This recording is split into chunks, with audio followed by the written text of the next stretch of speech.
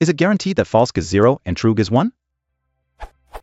Possible duplicate. Is false equals 0 and true equals 1 in Python an implementation detail, or is it guaranteed by the language?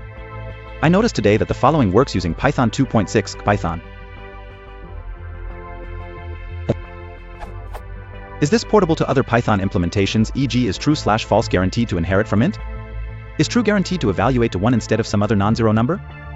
Is there any situation where this would be useful? It seems like it could be used as another form of a ternary operator, but I don't know how much is gained there.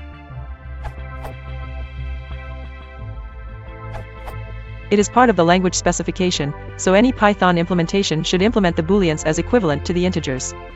Booleans these represent the truth values false and true. The two objects representing the values false and true are the only boolean objects. The boolean type is a subtype of plain integers, and boolean values behave like the values 0 and 1, respectively, in almost all contexts, the exception being that when converted to a string, the strings false or true are returned, respectively.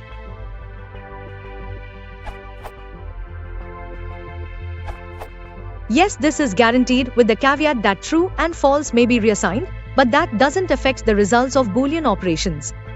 Thanks to Ignacio for the documentary proof. In fact, back when there was no ternary operator, this was one of the methods used to emulate it.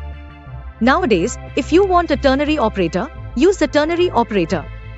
But sometimes this construct is still useful. For example, you can do this with a dictionary as well. It has a ternary operator equivalent.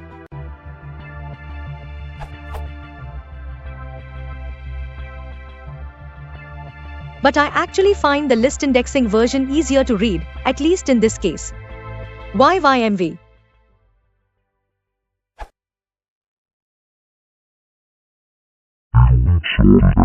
This was